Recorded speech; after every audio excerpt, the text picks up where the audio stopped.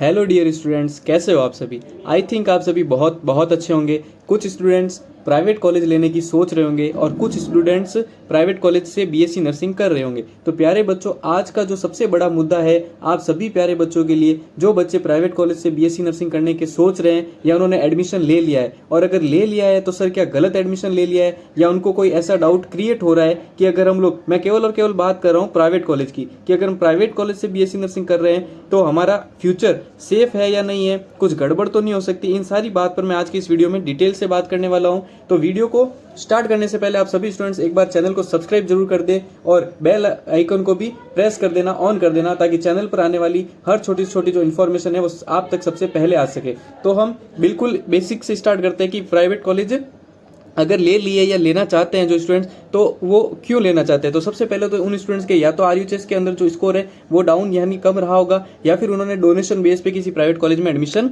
ले लिया होगा। ये दो कारण रहे होंगे। तो सबसे बड़ा जो नुकसान होता है प्राइवेट कॉलेज से बीएससी नर्सिंग करने का वो होता है फीस से रिलेटेड। ठीक है, जैसा कि आप सभी को पता ही है कि बीएससी नर्सिंग 4 साल का कोर्स है और उसकी पर ईयर की जो फीस है वो 95,000 है पर ईयर। ठीक है, तो जो आपकी 4 साल की लगभग फीस होती है वो 4 लाख के अराउंड चली जाती है। तो सबसे बड़ा तो जो आप कह सकते हो नुकसान, जो कह सकते हो डिग्रेडेशन, वो रहता है कि फीस से रिलेटेड, कि आपकी जो फीस जो है वो 4 साल की बहुत ज़्यादा रहेगी। ठीक है, उसके बाद नेक्स्ट अपन देख लेते हैं कि कौन कौन से नुकसान रहने वाले। तो एक तो सबसे बड़ा फीस से रिलेटेड मैंने आपको बता दिया है।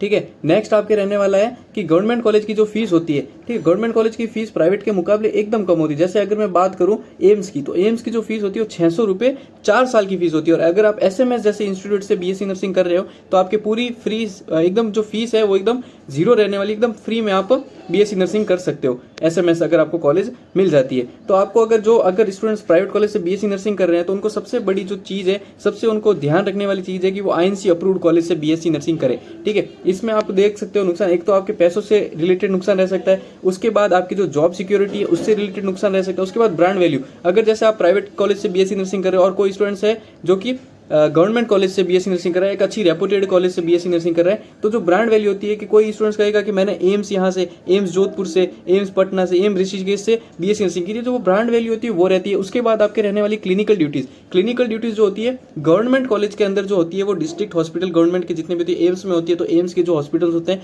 उनके अंदर प्रॉपर ड्यूटी लगाई जाती है, हर वार्ड के अंदर ड्यूटी लगाई जाती है, बहुत कुछ सिखाया जाता है। लेकिन वहीं अगर हम प्राइवेट कॉलेज की बात करें तो प्राइवेट कॉलेज में ड्यूटी से रिलेटेड बहुत कम होता है, क्योंकि वहाँ पर आपकी जो क्लिनिकल ड्यूटीज होती है वो साल में 1-2 बार, या फिर कभी कभी किस कॉलेज में तो भेजते भी नहीं है, तो वो चीज़ रहने वाली है। उसके बाद नेक्स्ट अपन देख लेते हैं आउट ऑफ इंडिया अगर जाना है। ठीक है, आईएनसी अप्रूव्ड कॉलेज जरूरी है। अगर किसी स्टूडेंट्स को आईएनसी अप्रूव्ड कॉलेज से अगर बीएससी नर्सिंग नहीं करता है तो वो आउट ऑफ इंडिया आपके नहीं जा सकता है। ठीक है, और उसके अलावा जैसे अगर मैं बात करूँ कुछ स्टूडेंट्स के डाउट रहेंगे कि सर इसके अलावा कोई लॉस नहीं है, बिल्कुल नहीं, अदर कोई लॉस नहीं रहने वाला आपके प्राइवेट कॉलेज से बीएससी नर्सिंग करने का। बस जो चीज़ें मैंने आपको यहाँ पे बताई है, यही डाउट्स, यही जो लॉसेस है आपके रहने वाले, एक तो आपके जो मनी वाला है, एक तो आपके मनी जो पैसे ज़्यादा लगने वाले हैं वहाँ पे फीस। ठीक है, उसके बाद जॉब सिक्योरिटीज होती है, जैसे कि अगर आपने प्राइवेट कॉलेज से की है और गवर्नमेंट कॉलेज से की है तो आपको बहुत कुछ चीज़ों में जो अंतर होता है वो होता है। उसके बाद जो वैकेंसीज होती है, वैकेंसीज में अंदर भी जैसे कि कुछ कॉलेजेस होती है जो आरएनसी वाली होती है, आरएनसी वाली कॉलेज से अगर किसी ने स्टूडेंट्स ने कर ली तो वहाँ पे आपकी जॉब सिक्योरिटी जो सेंट्रल लेवल की भर्ती आती है उसके अंदर आप एडमिशन नहीं कर, उसके अंदर फॉर्म फिल नहीं कर पाओगे, तो वो चीज़ होगी। उसके बाद ब्रांड वैल्यू और जो क्लिनिकल ड्यूटी होती है, ये सारे नुकसान आपके रहने वाले हैं।